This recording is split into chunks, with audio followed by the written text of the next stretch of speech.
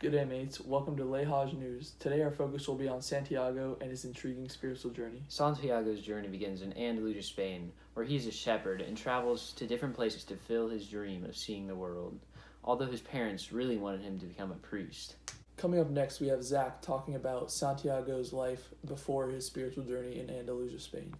In Andalusia, the religion of this area, and Spain in general, is Christianity, but more specifically, Catholicism. Andalusia hosts some of the most famous festivals and holiday celebrations in Spain. Santiago would rather know the world than study scripture or learn about a man's sins. He wants to see other lands and see how people live. Santiago seeks truth in being a shepherd, and he seeks God in his travels. Shepherds are really popular in Spain, and in Andalusia specifically, they are a way of life.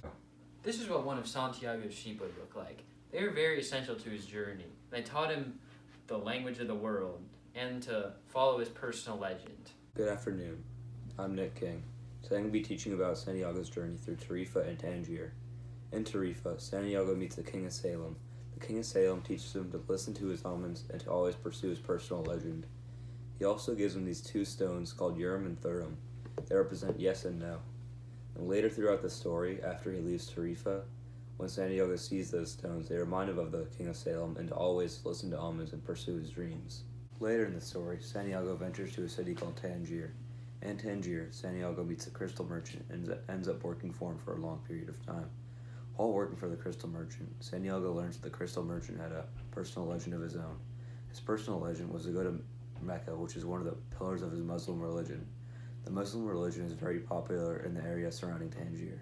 Most of Egypt is polytheistic because they believe in many gods, like the sun and the wind, and this most likely leads to the forcing by the chieftains to force Santiago into becoming the wind because they don't trust his sorcery, as they say, because of their political unrest in the region.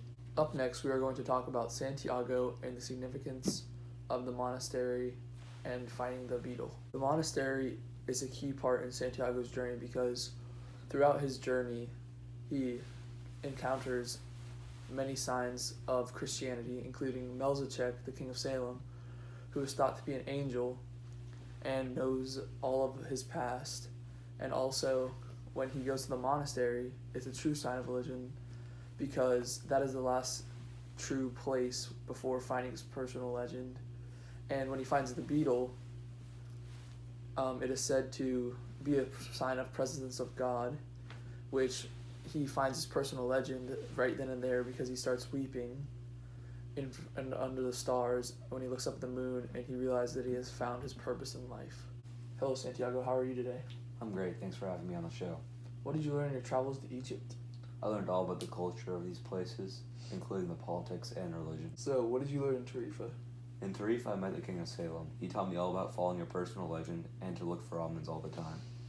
Omens relate to Christian teachings. I am religious, so is the King of Salem. We are both Christian. Very interesting. What did you learn in Tangier? Very interesting. What did you learn in Tangier? In Tangier, I met the crystal merchant. He taught me a lot. He told me to always live life in the present and not to worry too much about the future or past. The reason he never achieved his personal legend is because he worried too much about his future after he would achieve his personal legend, and he was too scared to do so. So what was life like at the Oasis? In the Oasis, it was interesting. There were tribal wars going on over control of the region of the Oasis.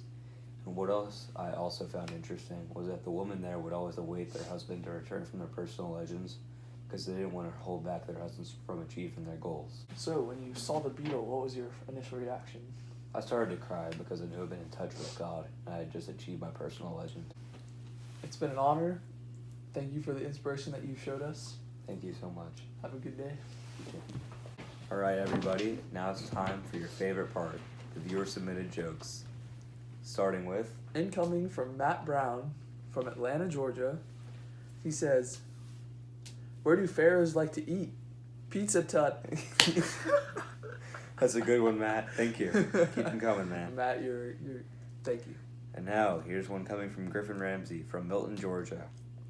Did you hear about the tense mummy? He was all wound up. That was good, too. I like that one, Griffin. Keep him up, buddy. Griffin's a jokester, man. Next, we have Zach Muncie from Milton, Georgia, again, saying, why was the Egyptian kid confused? His daddy was his mummy. Dude, these Milton kids got jokes on jokes. And now we have another joke coming from Matt Brown. El Brow. What kind of underwear did King Tut wear? Through the tomb. Matt, we All right. love you. There's some great jokes, guys. Thank you for tuning in to Thank you for tuning in Ray tonight. Hodges News. Have I'm a great Connor night. Hodge. This is And I'm Nick King. Thank you.